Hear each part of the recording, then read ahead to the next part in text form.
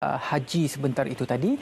Baiklah, sekarang kita nak berkongsi kepada anda semua. Ini berkaitan dengan salah satu kejayaan pasukan negara untuk mendapat tempat di kejohanan motocross Moto X GP Samota. Jadi ada 3 pelumba negara yang telah pun berjaya untuk menempatkan diri, iaitu T. Patipat, Muhammad Hakimi dan juga L. Darwin. Jadi untuk bercakap mengenai perkara ini, saya sangat berbesar hati untuk bersama dengan Encik Sapsul Bakhtiar Issa, iaitu pengarah sukan ALS Motorsport, dan juga kita ada Lin Syara'i, pengurus pasukan ALS Motorsport, dan juga merupakan pelumba juga. Betul. Tapi untuk kali ini tak berlumba lah. Kali ini tak berlumba. Memang betul lah. Jadi tahniah diucapkan kepada pasukan kerana berjaya untuk menempatkan diri atas tiket wildcard pada pusingan ke-12 musim ini, yang bakal memberikan pendedahan berguna buat 3 pelumba muda ini memperoleh pengalaman bersaing di peringkat dengan peserta handalan dunia. Betul. Jadi 3 orang pelumba muda ni kan, kalau saya tengok dalam industri permotoran ini, banyak pelumba-pelumba ni sebenarnya pelumba-pelumba muda. Muda. Tipat-Tipat, Hakimi dan juga Darwin ini. Betul. Kenapa dalam sukan permotoran ini kita sangat mencungkil bakat baru ini, dan banyak bakat baru ini mendapat diketengahkan di Malaysia ni? Okey, kita mulakan dengan Encik Samsul. Okey, bagi saya industri pemotoran ni, sukan motoran, dia dibentuk daripada kecil lagi. Okey, umur 4 tahun dan seterusnya, dia ada daripada cadet, junior dan ke peringkat expert lah, novice and expert lah. Okey, jadi umur pada ketiga-tiga pelumba ni adalah umur yang terbaik ketika ini untuk diketengahkan.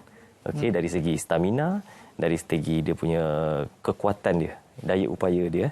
Jadi pemilihan ni pun berdasarkan kepada pencapaian dia di Malaysia, di beberapa race yang sebelum-sebelum ni. Jadi ini kali pertama mereka mewakili Malaysia ke MXGP, yang merupakan satu perlumbaan di peringkat antarabangsa. Apa bezanya dengan MotoGP, MGP? Okey, dalam motocross, peringkat yang tertinggi sekali, yang ultimate adalah MXGP, World Motocross Grand Prix. Okey, jadi saya berasa amat bersyukur kerana diberi peluang untuk menghantar pelumba kita ke MXGP lah.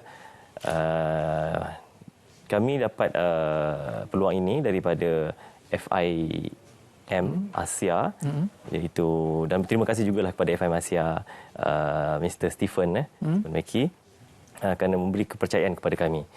Kerana ini adalah sejarah yang pertama di Malaysia di mana pelumba negara dapat bertanding di peringkat ini. Jadi Lin selaku pengurus pasukan, jadi bagaimana Lin melihat potensi ketiga-tiga pelumba kita ni untuk bersaing di peringkat antarabangsa ni kali pertama ni? Betul. Kerana persiapan kita agak singkat. Kita dapat buat program training. Kita melantik satu coach daripada Indonesia untuk memberi program training setiap hari through WhatsApp kepada 3 rider ni. Jadi kerana masa yang sangat singkat tu, hanya program fitness saja yang kita mampu buat. Kalau mengikutkan program yang diatur, insya-Allah mereka mampu untuk bersaing untuk 30 minit. Untuk perlumbaan ni 30 minit plus 2 lap. Kalau perlumbaan di Malaysia sebelum ini cuma 10 minit hingga 15 minit saja. Jadi untuk menghabiskan perlumbaan itu sendiri sudah adalah cabaran besar untuk kita. Besar lah. Betul. Tapi walau bagaimanapun kami mengsasarkan sekurang-kurangnya mereka dapat bersaing dengan rider-rider Asia yang turut serta pada perlumbaan ini. Kalau di sini training groundnya di Sepang? Di mana? Training ground kat sini kita ada di Selangor sendiri, Bandar Gamuda, kita ada Gamuda Cove, dan beberapa di serta negeri lah. Kita ada di utara, kita ada di selatan, timur. Jadi macam mana mereka membawa persiapan di negara kita untuk membawa perlumbaan di peringkat antarabangsa di negara luar? Mungkin cuacanya berubah, jalannya lain daripada kita. Bagaimana? Adakah itu merupakan satu cabaran kepada pelumba? Ya, semestinya. Dari segi bentuk track memang sangat berbeza. Sebab yang bertaraf dunia, dari segi dia punya lompatan, corner, jarak, itu memang totally berbeza. Different dengan tadi Li cakap perlumbaan biasanya dalam 15 minit ke 20 minit, tetapi kepada kali ini 30 minit ditambah dengan 2 lap. Tambah 2 lap. Sebab maksud ni mereka memerlukan endurance yang lebih. Betul. Bagaimana dari segi persediaan untuk mendapatkan endurance yang lebih itu?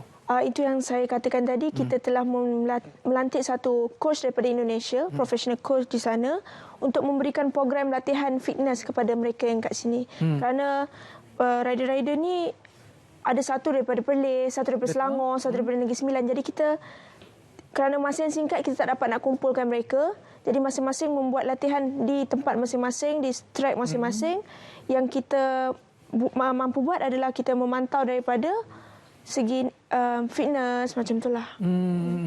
Jadi sekarang mereka masih lagi berada di Malaysia, bila akan berlepas? Okey, kita dijangkakan berlepas pada besok 22 hari bulan, penerbangan 8.30 pagi. Okey, dan hari ini semua ketiga-tiga pelumba ni dah berkumpul di Kuala Lumpur untuk melakukan persiapan terakhir dari segi kelengkapan, pemakaian keselamatan yang disediakan oleh syarikat yang inilah FTW Racing yang bertanggungjawab ya untuk menyediakan segala persiapan kelengkapan keselamatan tersebut. Dari segi jangkaan, apakah yang akan dijangkakan oleh ketiga-tiga pelumba ini? Kalau kita sendiri sebagai pihak pengurusan, kita mengharapkan yang terbaik. Bagi saya ini adalah peluang terbaik untuk mereka mengambil pengalaman, bersaing dengan pelumba-pelumba handalan dunia. Jadi macam kita fokuskan kepada program development, pembinaan. Jadi ini adalah masa yang terbaik untuk mereka mendapat pengalaman, expose dengan secara yang saya dapat tahu sebelum ni, memang hampir semua adalah berbeza dengan apa yang kita lalui di sini, di perlumbaan Malaysia. Jadi di sinilah mereka akan dapat pengalaman untuk berada di starting gate bersama pelumba-pelumba ni. Daripada segi macam yang Abang Ayah cakap tadi, cornering, lompatan, semua berbeza. Jadi lokasinya berbeza, semuanya akan jadi berbeza. Dari segi analisis perbandingan antara pelumba-pelumba handalan Asia dengan kita, di mana kita sebenarnya? Sejauh mana kita berada gap itu? Siapa nak jawab? Lin ataupun Ayah? Okay. Susah ni soalan ni. Okay, dari segi perbezaan, kita nak tengok potensi ada pada pelumba kita kan? Okey, dari segi perbezaannya, terutamanya Malaysia dengan Asia dan dunia kan? Okey, kita sebenarnya jauh ke belakang. Okey, tapi inilah titik permulaannya di mana kami nak mengenengahkan dan memberi pembedahan yang secukupnya kepada pelumba-pelumba tersebut. Okey, dan kepada sukan ini khususnya. Okey, kita masih jauh ke belakang, tapi tidak mustahil untuk kita bersaing di masa yang akan datang. Mencari potensi-potensi yang ada. Kita nurture daripada kecil lah. Sukan ini sukan daripada kecil, macam saya cakap kan. Jadi nak mencari bakat tu susah tak di Malaysia, Lin? Sebetulnya tak susah. Sekarang Alhamdulillah motocross dah mula dikenali di Malaysia. Sangat ramai kalau kita dapat lihat sekarang pada event-event perlombaan Malaysia. Daripada umur 4 tahun, 5 tahun, 6 tahun diorang dah start. Cuma kita perlu ada program yang tepat, yang betul untuk bantu diorang untuk terus berada di level yang betul. Mereka berada pada landasan yang betul. Yes, betul. Takut dia terputus tengah jalan. Itu banyak berlaku sebenarnya. Ramai sangat yang macam tu. Dah naik sampai satu masa hilang. Macam saya sendiri, saya definisikan sukan ni lah sebagai family oriented sport. Sebab anak-anak saya sendiri pun bermain bersama dengan saya kan. Jadi daripada situlah kita tengok hobi dan seterusnya kepada career. Bapa borak anak rintik itu betul lah. Tapi untuk mencari bakat-bakat yang lain itu merupakan tugas yang sukar saya kira. Jadi apapun kita ucapkan good luck kepada pasukan Malaysia yang akan bertanding di kejohanan motocross Moto XGP di Samuta, dan terima kasih kepada Samsul Bakhtiar Esa, iaitu pengarah sukan ALS Motorsport, dan juga Lin yang merupakan pengurus pasukan ALS Motorsport. Sampaikan salam saya kepada ketiga-tiga pelumba dan good luck kepada anda semua. Terima kasih. Terima kasih juga. Dan sekarang kita nak berehat seketika. Selepas ini banyak lagi pengisian kita akan berikan kepada anda. Ada senaman tangan juga akan kami bawakan kepada anda, dan juga ada juga topik yang berkaitan dengan alahan ubat. Segalanya selepas ini dalam Selamat Pagi Malaysia. Di bawah kementerian kita ni ada 5 bidang.